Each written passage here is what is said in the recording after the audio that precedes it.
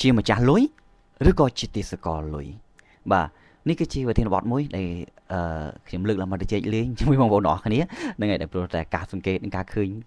អំពីជីវិតនិងបាតុភូតសង្គមជាច្រើនអំពីតើតើជាមួយនឹងលុយហ្នឹងហើយថាបងប្អូនយល់ដូចបែបដែរតើយើងទាំងអស់គ្នារាល់ថ្ងៃនេះគឺជាម្ចាស់លុយឬក៏ជាទេសកលរបស់លុយហ្នឹងហើយពេលខ្លះយើងជាអ្នករលុយយើងថាយើងជាម្ចាស់លុយហើយយើងរលុយមកយើងចាយវាហ្នឹងហើយយើងចាយវាយើងប្រើប្រាស់វាយើងចង់ធ្វើបែបណាក៏បានដែរព្រោះលុយយើងខំរកមកយើងខំចាយត្រឡប់ទៅវិញទៅហ្នឹងហើយដូច្នេះយើងថាខ្ញុំជាម្ចាស់លុយដែរត្រូវបាទឡូសិកបាទព្រោះយើងបានប្រើប្រាស់វាមិនតែមកប្រើប្រាស់យើងផងហ្នឹងហ្នឹងហើយយើងមិនបានទៅគេយើងមិនបានបំរើវាផងហ្នឹងវារងឲ្យបំពង់ទៅបំរើយើងហ្នឹងហើយតែមកជ្រុងទៀតគេថាអីអត់ទេយើងពេលខ្លះជាទីសកលលុយពួកអីពេលខ្លះធ្វើការរើស៊ីរលុយអត់ដឹងយប់ដឹងថ្ងៃហ្នឹងហើយទាំងឈឺទាំងជាដើម្បីឲ្យបានលុយមកហ្នឹងហើយយើងការបានលុយមិនបានចាយទៀតលុយមកសងតែគេសងតែធនាគារសងតែនេះសងតែនោះអត់បានសល់អីអាលីងណាហ្នឹងហើយរហូតអ្នកខ្លះសងរហូតដល់អស់ដើមពីខ្លួនទៀតអត់ក៏មានដែរហ្នឹងហើយដូច្នេះមានន័យថាគាត់ថាជីវិតដូចទីសកលយ៉ាងណាខ្លះគាត់លើកឡើងមកហ្នឹងហើយខ្ញុំឮសម្លេងហ្នឹងក៏ខ្ញុំយកមកគិតណាហើយដើម្បីបានជាគាត់និយាយថាជីវិតគាត់ពេលខ្លះដូចជាទេសកលរបស់លុយហ្នឹងឯងពួកអីពេលខ្លះហត់នឿយទាំងយប់ទាំងថ្ងៃដើម្បីបានលុយយកមកប្រើប្រាស់បានលុយយកមកចាយបងប្អូនយល់ឃើញមិនដែរហ្នឹងហើយតែយើងគួរតែធ្វើជាម្ចាស់លុយឬធ្វើជាទេសកលលុយតែការធ្វើជាម្ចាស់លុយនិងគឺទេសកលលុយខុសគ្នាវាមិនដែរហ្នឹងឯងបងប្អូនពិចារណាឲ្យខ្លួនឯងមើលឃើញថាបើសិនជាយើងជាម្ចាស់លុយមែនណាយើងអត់អង្គុយពិបាកចិត្តមួយលុយទេមែនទេបងប្អូនបើយើងជាម្ចាស់លុយមែនណាយើងអត់ទុកសោកឈឺចាប់ជាមួយនឹងលុយហ្នឹងឯងបេះដូងយើងវាអត់ជូរល្វីងជាមួយនឹងលុយហ្នឹងឯងណាហ្នឹងហើយខួរក្បាលយើងមិនល្វើល្វីជាមួយនឹងលុយហ្នឹងឯងបើយើងជាម្ចាស់លុយមែនទេហ្នឹងហើយនេះជាការលើកឡើងខ្លះហ្នឹងហើយបើយើងជាម្ចាស់លុយមែនណាយើងមិនមែនគេច្រណែនឈ្នានីសគ្នាហ្នឹងហើយជន់ឈ្លីគ្នាដើម្បីឲ្យបានទៅលុយនោះទេហ្នឹងហើយបើយើងជាម្ចាស់លុយមែនណាហ្នឹងហើយយើងនឹងប្រើប្រាស់លុយដោយមានប្រយោជន៍បំផុតហើយយើងមិនមែនរស់នៅឈឺចាប់ជាមួយនឹងលុយនោះទេប៉ុន្តែពេលខ្លះយើងពិតជាធ្វើជាទេសកលលុយមែនឲ្យលុយបជាយើងបានឲ្យលុយគ្រប់គ្រងយើងណាដោយសារតែលុយបជាយើងធ្វើឲ្យយើងមានចិត្តច្រណែនឈ្នានីសលុយបានបជាយើងឲ្យស្អប់ខ្ពើមបងប្អូនឯងលុយបានបជាយើងឲ្យមានអីគេចិត្តអំនួតលុយបានបជាយើងឲ្យមានភាពអាត្មានិយមហ្នឹងឯងចឹងលុយបានបជាមនុស្សឲ្យទៅពិតអំពើអាក្រក់ដើម្បីបានលុយដូច្នេះរាល់ថ្ងៃពេលខ្លះមនុស្សបានធ្វើឲ្យលុយធ្វើជាម្ចាស់ជីវិតរបស់ខ្លួនឯងវាពិតជារឿងមួយដែលសោកស្ដាយនៅពេលយើងមានឱកាសរស់នៅលើផែនដីយើងមានឱកាសប្រហែលជាខ្ទង់50ឆ្នាំ60ឆ្នាំឬក៏100ឆ្នាំហ្នឹងហើយយើងមានពេលវេលាត្រឹមនេះដើម្បីឲ្យយើងរស់នៅដោយសុបាយរីករាយហ្នឹងហើយរស់នៅដោយចាយលុយដោយភាពញញឹមដោយភាពរីករាយតែពេលខ្លះយើងរស់នៅដោយចាយលុយដោយភាពតឹងតែងហើយជូរល្វីងហើយឈឺចាប់បំផុតនៅក្នុងជីវិតរបស់យើងវាពិបាកហ្នឹងហើយដេកគិតកើងថ្ងាសម្ល៉េះខ្លះគេអត់លក់ទេដោយសាររឿងលុយជាពាក់គេអត់លក់ទេពិបាកហ្នឹងហើយ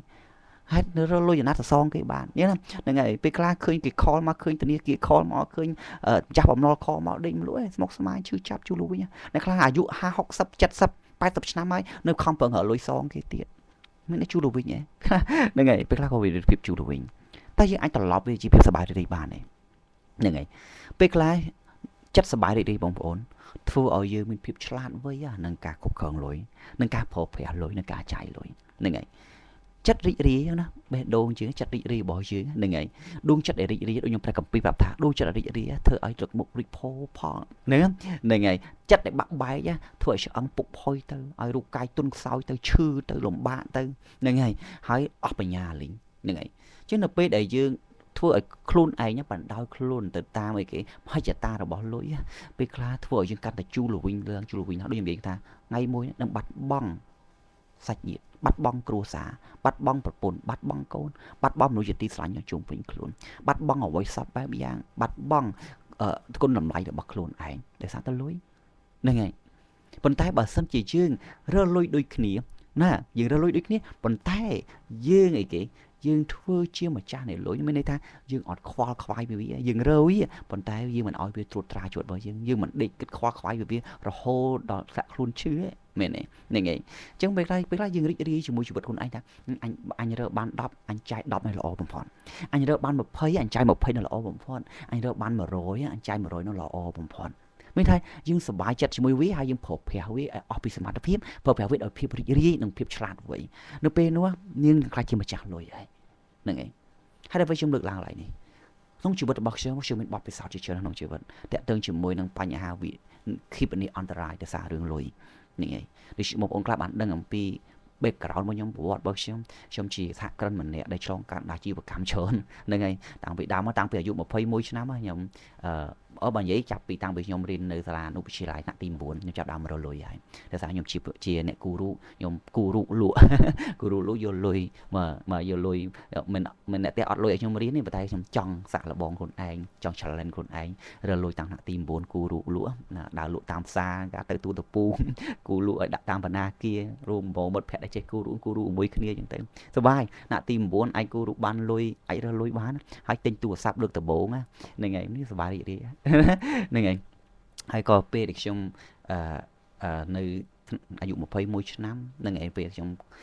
ចាប់ផ្ដើមខ្លះជាសហគ្រិនបដាក្នុងការរកស៊ីហ្នឹងហើយដូច្នេះខ្ញុំចង់កាត់ចំនួនច្រើនហើយពីពិតជាទីសកលលុយមិនជាង10ឆ្នាំនៃការអាជីវកម្មរបស់ខ្ញុំមានន័យថាខ្ញុំឲ្យលុយធ្វើបាបជីវិតរបស់ខ្ញុំយ៉ាងខ្លោចផ្សាបំផុតជីវិតគ្រួសារខ្ញុំឈឺចាប់ដោយពោះតែការដែលខ្ញុំបានបណ្ដោយខ្លួនឯងណានឹងដោយសារតែមហិច្ឆតាមួយដ៏ធំហ្នឹងហើយដែលយើងចង់បានលុយហួសហេតុធ្វើឲ្យជីវិតយើងឈឺចាប់រូបកាយជីវិតយើងឈឺចាប់បេះដូងយើងចាប់គ្រួសារយើងបែកបាក់នឹងរឿងរ៉ាវអាក្រក់ទៅទៀតដែលខ្ញុំបានចង់កាត់ជាង10ឆ្នាំហ្នឹងហើយនៅពេលបច្ចុប្បន្ននេះនៅពេលដែលខ្ញុំបានយល់អំពីអ្វីដែលជាគុណតម្លៃពិតប្រាកដតើលុយជាគុណតម្លៃជីវិតរបស់ខ្ញុំឬក៏ស្ដីស្រឡាញ់គ្រួសារហ្នឹងហើយសង្គមហ្នឹងហើយនឹងជីវិតរស់នៅជីវិតរបស់ខ្ញុំនេះមានតម្លៃហ្នឹងហើយជីវិតប្រកបបងប្អូនអាចនិយាយថាជីវិតយើងមិនស្អីសុខបើយើងអត់លុយផងអាហ្នឹងត្រូវហ្នឹងហើយត្រូវមានលុយហ្នឹងហើយត្រូវរកលុយត្រូវធ្វើការអស់ពីសមត្ថភាពត្រូវគេត្រូវឆ្លាតវៃនឹងការរកលុយឲ្យសុបាយមិនធម្មតារកឲ្យសុបាយហ្នឹងហើយដើម្បីអីគេលុយហ្នឹងវាបង្កើតក្តីសុខឲ្យយើងបង្កើតភាពរីករាយឲ្យយើងបង្កើតសុភមង្គលឲ្យគ្រួសារយើងកើតសុភមង្គលឲ្យសង្គមជាតិយើងណាមិនបំផ្លាញសង្គមជាតិយើងនៅព្រោះតែលុយនោះទេហ្នឹងហើយដូច្នេះត្រឡប់មកវិញនៅពេលដែលខ្ញុំបច្ចុប្បន្នខ្ញុំយល់អំពីគុណតម្លៃនៃនៅគ្រួសារក្តីស្រឡាញ់ណាលើសជាងលុយទៅទៀតធ្វើឲ្យបេះដូងខ្ញុំមានសុភមង្គលមានភាពកក់ក្ដៅខួរក្បាលខ្ញុំទលីជាងមុនស្រឡះជាងមុនដូច្នេះឲ្យខ្ញុំមានភាពឆ្លាតវៃច្រើនក្នុងការធ្វើអាជីវកម្មដូច្នេះក្នុងការធ្វើអាជីវកម្មបច្ចុប្បន្នគឺខ្ញុំមានអារម្មណ៍ថាខ្ញុំទុកឲ្យវាដំណើរការដោយភាពរីករាយហ្នឹងហើយបើយើងនិយាយតាមបែបនឹងជំនឿគ្រិស្តបរិស័ទយើងមានថាយើងមានក្តីសុខដែលយើងទុកចិត្តព្រះជាម្ចាស់ហើយយើងក្តីសុខដែលព្រះជាម្ចាស់នៃចក្រវាលនេះព្រះយេស៊ូវគ្រីស្ទព្រះអង្គបានប្រទានពរមកក្នុងជីវិតរបស់ខ្ញុំអាហ្នឹងនិយាយបែបក្នុងជំនឿគ្រិស្តបរិស័ទព្រោះគ្រិស្តបរិស័ទយើងជឿថាគ្រប់ទាំងព្រះពរគ្រប់ទាំងទ្រព្យសម្បត្តិគ្រប់ទាំងសេចក្តីសុខសាន្តគ្រប់ទាំងភាពចម្រុំយ៉ាងរឿងសុទ្ធតែអ្វីទាំងអស់ដែលព្រះជាម្ចាស់បានទម្លាក់ចូលមកក្នុងជីវិតរបស់យើងដូច្នេះខ្ញុំទទួលស្គាល់ថានោះក៏ឯងជាព្រះជាម្ចាស់ទម្លាក់ក្នុងជីវិតរបស់ខ្ញុំដូច្នេះតាមបែបជំនឿខ្ញុំបានទទួលស្គាល់បែបនេះហើយជឿចិត្តខ្ញុំរីករាយហ្នឹងហើយក្នុងតាមបែបបាតុភូតសង្គមបាតុភូតជីវិតរាល់ថ្ងៃធ្វើឲ្យខ្ញុំស្កប់ចិត្តនៅអ្វីដែលខ្ញុំខំប្រឹងរើរាល់ថ្ងៃឲ្យភាពរីករាយហើយអ្វីដែលខ្ញុំត្រូវធ្វើខ្លាំងបំផុតនោះគឺអីគេក្តីស្រឡាញ់ជាមួយប្តីប្រពន្ធកូនគ្រួសារមនុស្សនៅជុំវិញខ្លួនហ្នឹងហើយក្នុងសង្គមជាតិហើយរស់នៅដោយអីគេមានគុណតម្លៃមានគុណធម៌មានសុចរិតភាពហ្នឹងហើយនោះឯងគឺជាអ្វីមួយដែលមនុស្សគួររក្សាគុណតម្លៃរបស់ខ្លួនឯងសិលធម៌គុណធម៌សច្ចធម៌ណាហ្នឹងហើយសុចរិតភាពក្តីស្រឡាញ់នោះឯងគឺជាគុណតម្លៃរបស់មនុស្សដែលគួរតែប្រកាន់ខ្ជាប់នៅក្នុងជីវិតរបស់ខ្លួនឯងរាល់ថ្ងៃហ្នឹងហើយនេះគឺជា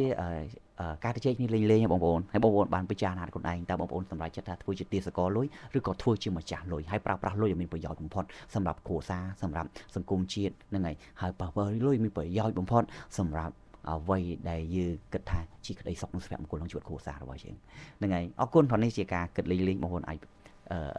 ពិចារណាដល់ខ្លួនឯងបានហើយគួរគិតថាតើខ្លួនឯងក៏ធ្វើបែបមិនដែរក្នុងជីវិតរាល់ថ្ងៃហ្នឹងហើយរស់នៅដោយភាពរីករាយមិនដែរសូមឲ្យបេះដូងបងប្អូនបានពោពេញឲ្យក្តីរីករាយសូមឲ្យព្រះជាម្ចាស់នៃចក្រវាលប្រទានពរបងប្អូនយ៉ាងបរិបូរណ៍ហូរហៀផងបើវីដេអូនេះមានប្រយោជន៍សូមបងប្អូនជួយ like ជួយ follow ហើយចែកឲ្យកាន់អ្នកផ្សេងទៀតផងដែរបាទអរគុណសូមព្រះជាម្ចាស់ប្រទានពរសូមប្រងចំណងចាំលោកអ្នកជម្រាបលា